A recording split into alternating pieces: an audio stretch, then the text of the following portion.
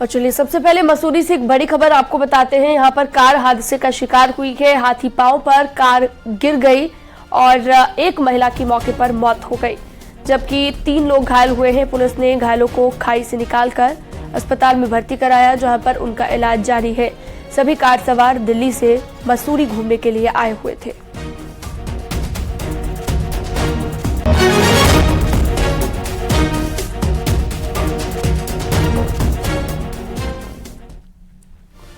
पिथौरागढ़ के लमारी में हुए दर्दनाक हादसे में 24 घंटे बाद सभी शवों को मलबे से निकाला जा सका है।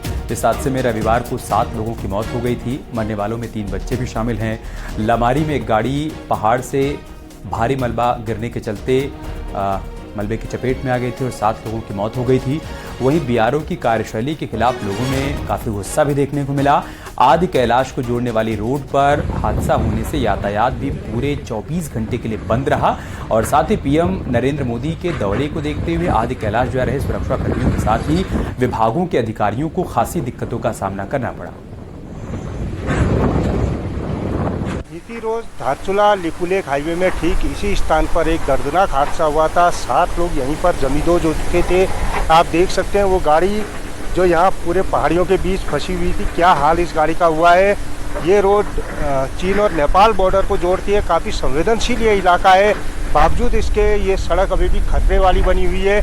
इसी को लेकर बीआरओ के खिलाफ भी आप यहाँ पर धारचूला में ज़बरदस्त यहाँ पर लोगों में आक्रोश है, जिसको देखते हुए धारचूला बाजार को बंद किया गया है। विजयवर्धन उप्रेती, न्यूज़ 18, लमारी, पिथौरागढ़।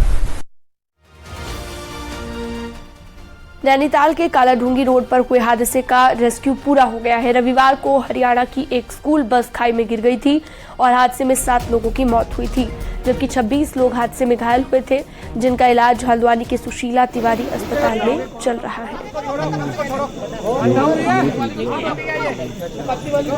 शाम को एक सूचना मिली थी कि एक बस दुर्घटनाग्रस्त हो गई है यहाँ मंगोली के पास। तो जो रेस्क्यू टीमें थी एसडीआरएफ की, पुलिस और स्वास्थ्य विभाग की, उनको हम लोगों ने मूव करवाया था टाइम से। बाकी जो घायल हैं उनको कालाढूंगी में हॉस्पिटल में प्राथमिक उपचार देकर सुशीला तिवारी रेफ़र किया गया है। तो हमारी कोशिश है कि जो घायल हैं पहले उनकी स्थिति को देख लिया जाए, फर्दर इसमें कैजुअल्टीज़ की स्थिति ना बने और जो उपचार अच्छा से अच्छा संभव हो सकता है वो सभी को दिलाया जाए। नैनीताल सड़क हादसे में कुछ ऐसे ही रियल हीरोज सामने आए हैं जो लोगों को बचाते बचाते खुद घायल हो गए और जिन्हें वो बचा नहीं सके उनका भी दर्द था उन्हें।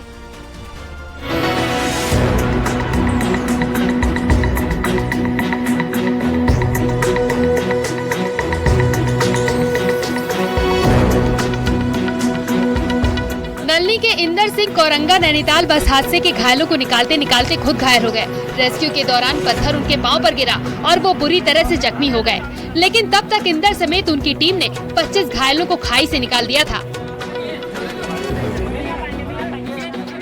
घायलों को लेकर इंदर अस्पताल पहुंचे तो गांव के ही कई युवाओं ने अपनी जान दांव पर लगाकर लोगों को निकाला और अन्य लोग भी इस जीवन बचाने की मुहिम में लग गए। लोगों को बचाने का जज्बा लिए सबसे पहले मौके पर गए इन लोगों को दुख इस बात का है कि कुछ लोगों को वो बचा नहीं पाए। बचाने में 20-25 निकाले सर। ऊपर से जो है रेस्क्यू करने में इतना बड़ा पत्थर आ गया सर, जिसको नीचे वो करने में मेरा टांग टूट गई सर, मैं अलग बैठ गया। कोई बात नहीं सर, बच्चे बच गए, लेकिन एक बच्चा छोटा चले गया सर। उसकी बड़ी वो है सर, बड़ी दुविधा हुई सर, बचा नहीं पाया मैं उसको।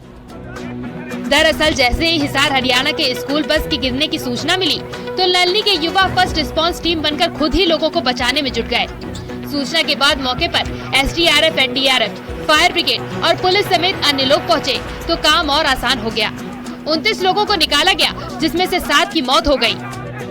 पुलिस बल के साथ लगे ग्रामीणों ने जज्बा दिखाकर लोगों का ध्यान खींचा तो कई पर्यटक भी इनको निकालने में जुट गए।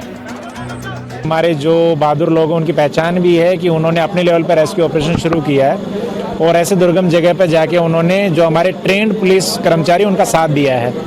तो सबसे पहले तो ऐसे लोगों को बहुत बहुत धन्यवाद।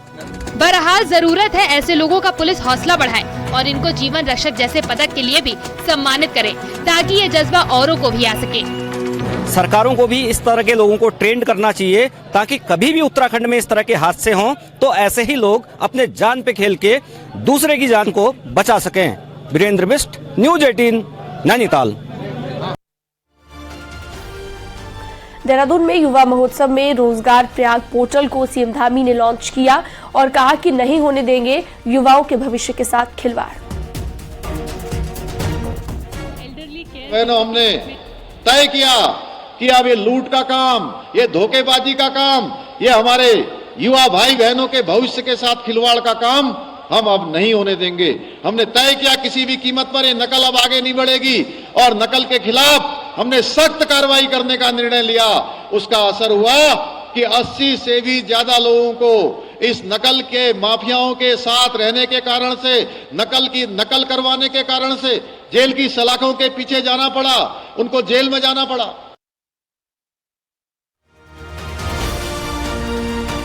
खबर नैनीताल से, जहां पर जोलीकोट में बिना रजिस्ट्रेशन के चल रहे मदरसे के कारनामे के बाद अब प्रदेश भर में संचालित मदरसों पर सवाल उठने लगे हैं। इसी को लेकर एक रिपोर्ट आपको दिखाते हैं।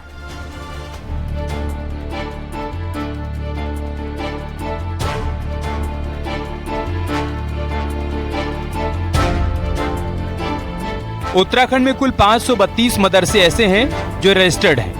इनमें से 415 मदरसे मदरसा बोर्ड और 117 मदरसे वक्फ बोर्ड में रजिस्टर्ड हैं। इसके अलावा नैनीताल के जोलीकोट में कई निजी मदरसे चल रहे हैं, जिसमें कौन सी तालीम दी जा रही है, कहां से फंडिंग हो रही है, इसका रिकॉर्ड किसी के पास नहीं। वक्फ बोर्ड का कहना है कि बाहर से आकर खोले जा रहे ऐसे मदरसों के खिलाफ एक्शन लिया जाना चाहिए। और मैं कह रहा हूं, एक भी मदरसा जो रजिस्टर्ड नहीं है, ऐसे मदरसों को जो बाहर से लोग आ रहे हैं, मदरसे खोल रहे हैं, ना उसका रजिस्ट्रेशन हमारे यहाँ देवभूमि उत्तराखंड में है, ना आगे कोई लाइनअप हो रहा है, ना किसी को जानकारी है। ऐसे लोग जिसके ऊपर संचालन के ऊपर किसी की जिम्मेदारी नहीं है, ऐसे मदरसों के खिलाफ तुरंत कार्रवाई करते हुए सरकार को उन्हें बंद कराना चाहिए। ऐसा व्यवहार किया जा रहा है बच्चों के साथ, छात्रों के साथ, तो ये अन्याय है और उनके जो मूल अधिकार हैं बच्चों का, उसका हनन है। सेकेंडली ये है कि वो हमारे बोर्ड में तो रजिस्टर्ड नहीं है, मगर फिर भी हमारी मॉरली जिम्मेदारी है कि जो भी मदरसे कार्य कर रहे हैं हम उनकी देखभाल।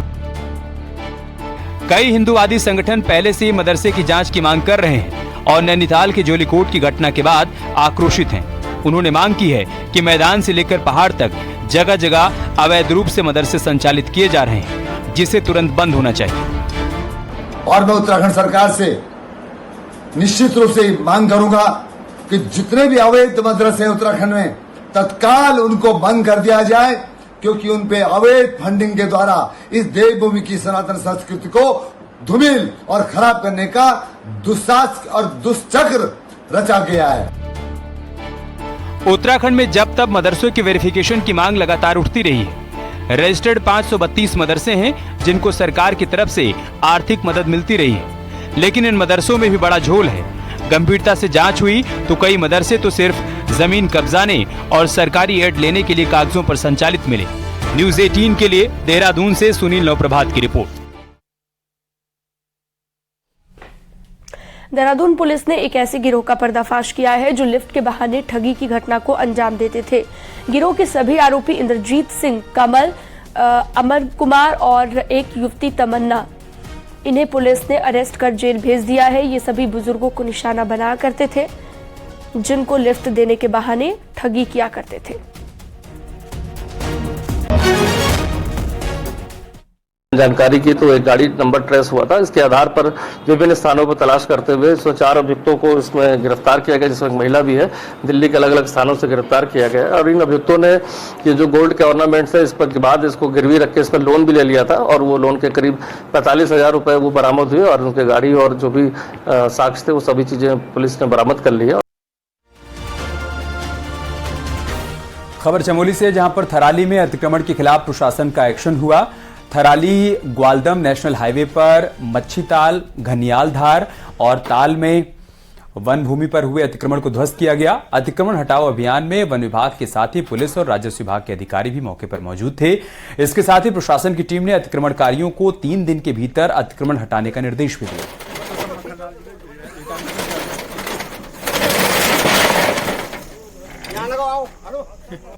रिजर्व क्षेत्र में कोई अतिक्रमण करता है तो उसकी अपील होती है, बेदखली का आदेश होता है।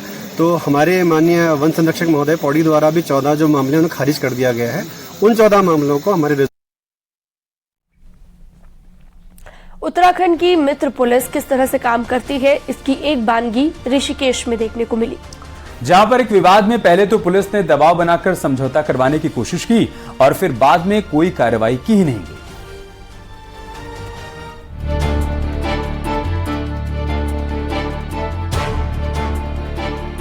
उत्तराखंड की मित्र पुलिस का केस को दबाव बनाकर सॉल्व कर रही है। एक ऐसा ही मामला कोतवाली ऋषिकेश का आया, जहां साल 2021 में पुलिस ने थाने में मासूमों को मुर्गा बनाया और पीड़िता और आरोपी के बीच हुए विवाद में पहले तो पीड़िता पर दबाव बनाया ताकि केस आसानी से सुलझाया जा सके, लेकिन पीड़िता नहीं मानी और शिकायती पत्र देकर कार्रवाई की मांग की तो पुलिस हाथ पर हाथ धरे बैठ ही रही। जब पुलिस ने कुछ नहीं किया तो पीड़िता ने कोर्ट का दरवाजा खटखटाया, जिसके बाद ऋषिकेश कोर्ट ने तत्कालीन कोतवाल रितेश शाह, मीनू यादव सहित 8 लोगों के खिलाफ केस दर्ज करवाया। साथ ही कोर्ट ने ठोस कार्रवाई के भी पुलिस को आदेश दिए। तो थाने वालों ने इनके साथ मिसबिहेवियर किया, उसके बाद इनका मुकदमा दर्ज कर गया, इनको थाने में बिठा के रखा गया। बड़ी मुश्किल से पुलिस द्वारा विपक्षी के खिलाफ मुकदमा दर्ज कराया गया और क्रॉस रिपोर्ट मेरी मौके के खिलाफ भी उनके परिजन के खिलाफ भी कर दी है। और वहाँ पर हमने फिर हमारी मुवक्किल ने सूचना के अधिकार में थाने की सीसी फुटेज निकाली और वहाँ की जो कार्यप्रणाली थी, पुलिस का जो व्यवहार था। ऋषिकेश कोर्ट ने 24 पन्नों के आदेश में महिला द्वारा दिए गए साक्ष्यों का भी जिक्र किया है। महिला ने सूचना के आधार पर अधिनियम में कोतवाली के सीसीटीवी फुटेज और उनकी शिकायत पर क्या कार्रवाई हुई थी, इसका जवाब मांगा था, जिसका जवाब कोर्ट ने अपने आदेशों में दिया है। सीसीटीवी फुटेज से मामला सामने आया कि कोतवाल मासूमों को कोतवाली में मुर्गा बनाता है और मुकदमे से बचने के लिए सेटलमेंट थ्योरी अपनाता है। हालांकि महिला की शिकायत पर एसपी देहात ने जांच की और कोतवाल को क्लीन चिट दे दी, लेकिन कोर्ट ने सभी आरोपियों के खिलाफ मुकदमा दर्ज कर सख्त कार्रवाई के आदेश दिए हैं। उस पर जो है कोर्ट ने संज्ञान लेते हुए इसमें जो पुलिसकर्मी थे उस समय तैनात वर्तमान जो वहाँ के प्रभारी निरीक्षक थे और जो अधिकारी कर्मचारी थे उनके खिलाफ जो है धारा 156(3) के तहत कोर्ट ने आदेश दिया था, जिसको माननीय न्यायालय के आदेश पर मुकदमा दर्ज कर लिया गया। चूंकि वो ऋषिकेश सर्किल से प्रकरण संबंधित है और एक इंस्पेक्टर के पूर्व इंस्पेक्टर के खिलाफ है, इसलिए विवेचना जो है उनसे सीनियर क्षेत्राधिकारी को विकासनगर को इसमें कर दी गई कि निष्पक्ष जाँच करके इसमें तत्काल जो भी साक्ष्य आते हैं उसके आधार पर कार्रवाई करें। कोर्ट के आदेशों के बाद पुलिस ने मुकदमा दर्ज किया है। साथ ही सीओ रैंक के अधिकारी मामले की जांच कर रहे हैं, लेकिन इस पूरे प्रकरण ने उत्तराखंड की मित्र सवाल तो उठा ही दिए हैं। न्यूज़ 18 के लिए ऋषिकेश से आशीष डोभाल के साथ सत्येंद्र बर्तवाल की रिपोर्ट। और चलिए तेज रफ्तार के साथ देखते हैं पहाड़ की 10 बड़ी खबरें। गुरुद्वार में सरिया फैक्ट्री के कर्मचारियों ने प्रदर्शन किया, फैक्ट्री पर अचानक नौकरी से बाहर निकालने का आरोप लगाया। बागेश्वर जिले में इन दिनों डेंगू के साथ ही वायरल फीवर का प्रकोप बना हुआ है। सरकारी अस्पताल में मरीजों की भारी भीड़ लगी रहती है। हल्द्वानी में कांग्रेस नेताओं ने धरना दिया, एक होटल में अवैध कसीनो को पकड़े जाने के बाद मालिक और संचालकों पर कार्रवाई की मांग की। विकासनगर में सड़क के गड्ढों से लोगों को आवाजाही में भारी परेशानी हो रही है। खराब सड़क की वजह से हादसे भी होते हैं। दुग्ध संघ नैनीताल में अनियमितताओं और भ्रष्टाचार के साथ दुग्ध संघ अध्यक्ष को नियम के खिलाफ अध्यक्ष बनाने को लेकर हाई कोर्ट में सुनवाई हुई। कोर्ट ने याचिकाकर्ता से 1 हफ्ते में पूरी रिपोर्ट मांगी। रुद्रप्रयाग में डीएम ने जनता दरबार लगाया, जिसमें 16 शिकायतें आई। 9 शिकायतों का मौके पर निपटारा किया गया। उत्तराखंड में घोस्ट विलेज में कैसे पर्यटन को पंख लगे, इस पर नैनीताल में राष्ट्रीय सेमिनार शुरू हो गया है। इस सेमिनार से निकले सुझावों को सरकार को भेजा जाएगा। रुड़की में मेरी माटी मेरा देश कलश यात्रा का आयोजन हुआ, जिसमें 45 गांव की माटी कलश यात्रा में शामिल हुई। हरिद्वार में पेयजल निगम की कार्यशैली से नाराज किसान संगठन के कार्यकर्ताओं ने धरना दिया। विभाग पर पानी कनेक्शन में देने में लापरवाही का आरोप लगाया। उत्तरकाशी के पुरोला में 3 महीने से बंद पड़ी सड़क को खोल दिया गया है। गांव के लोगों ने नगर पंचायत अध्यक्ष की मदद से खुद ही रोड को खोला।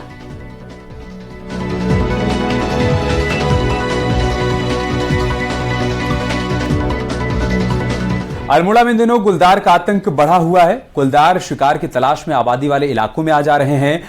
शैल क्षेत्र में घर से गुलदार की चहलकदमी की तस्वीरें सामने आई हैं। गुलदार की धमक से लोगों में डर का माहौल भी बना हुआ है। लोग वन विभाग से गुलदार को पकड़ने की मांग कर रहे हैं। पिंजरा लगाने की मांग लोगों की तरफ से की जा रही है।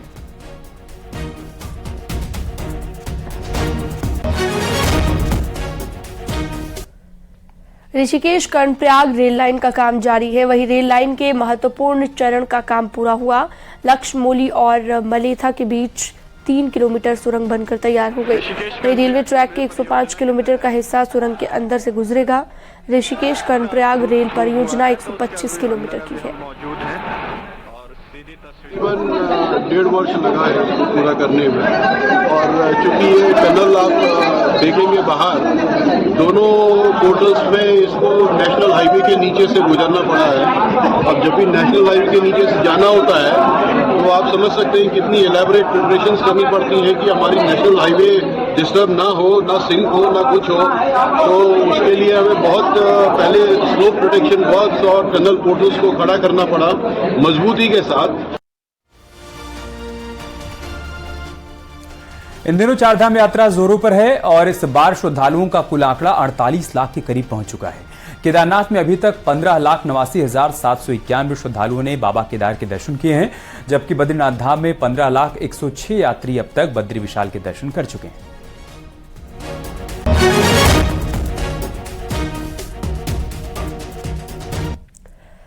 उत्तरकाशी में इस बार गंगोत्री यमुनोत्री धाम की यात्रा पर रिकॉर्ड यात्री पहुंचे हैं। दोनों ही धामों में 15,10,000 से ज्यादा यात्री अब तक दर्शन कर चुके हैं।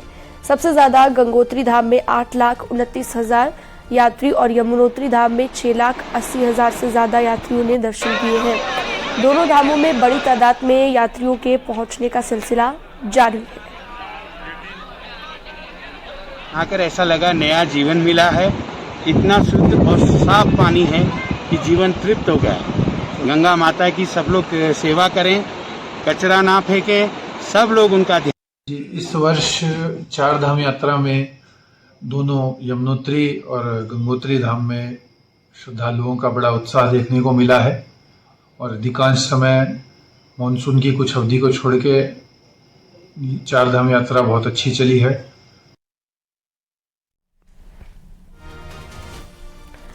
रुद्रप्रयाग का चोपता पर्यटकों को और ज्यादा आकर्षित करने लगा है। चोपता को इको टूरिज्म डेस्टिनेशन के तौर पर तैयार किया जा रहा है और इसके लिए तैयारियां भी मुकम्मल कर दी जा रही हैं। वहीं वन विभाग ने एस्टीमेट तैयार कर शासन को भेज दिया है। पर्यटकों के लिए यहां अब eco park, bird watching centre और ट्रैकिंग भी बनाया जाएगा।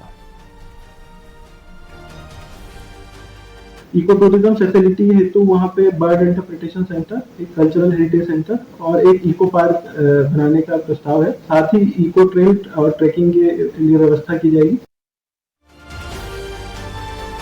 इन दिनों पितृपक्ष चल रहे हैं, लेकिन क्या आपको पता है कि केदारनाथ धाम में एक ऐसी जगह है जहां पर भगवान ब्रह्मा ने हंस का रूप धारण किया था और यहां खासतौर पर पिंडदान करने देश विदेश से लोग आया करते हैं। एक रिपोर्ट के जरिए हम आपको दिखाते हैं इस जगह के बारे में।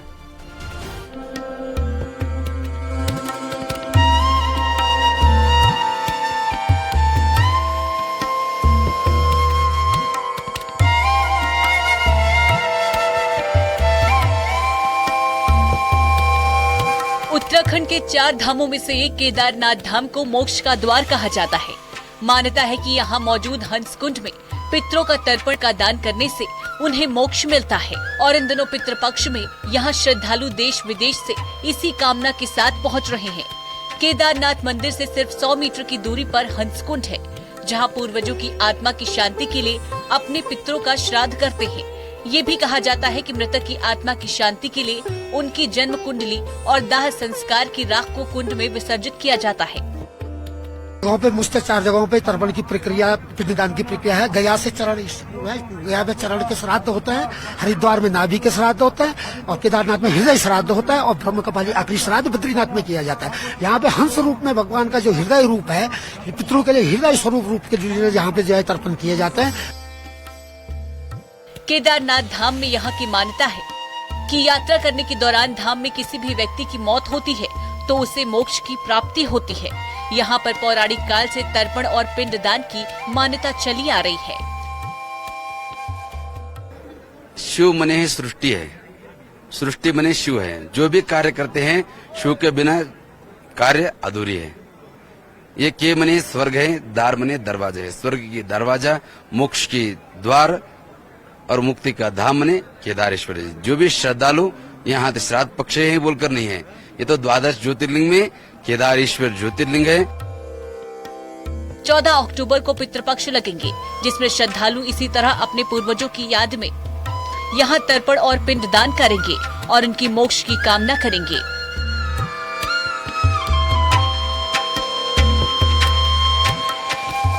केदारनाथ धाम से न्यूज़ 18 के लिए भारती सकलानी उनियाल की रिपोर्ट।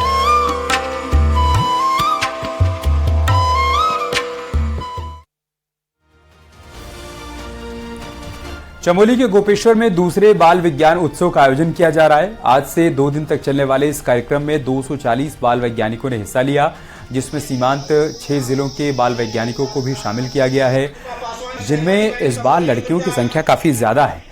बाल विज्ञान उत्सव में ब्लॉक स्तर से बाल वैज्ञानिकों का चयन किया जाता है। वहीं इस कार्यक्रम में पूरे देश से आए वैज्ञानिक अपने अपने अनुभवों को बाल वैज्ञानिकों के साथ साझा करते हैं और कुछ वही प्रक्रिया यहाँ पर आगे बढ़ाई जा रही है।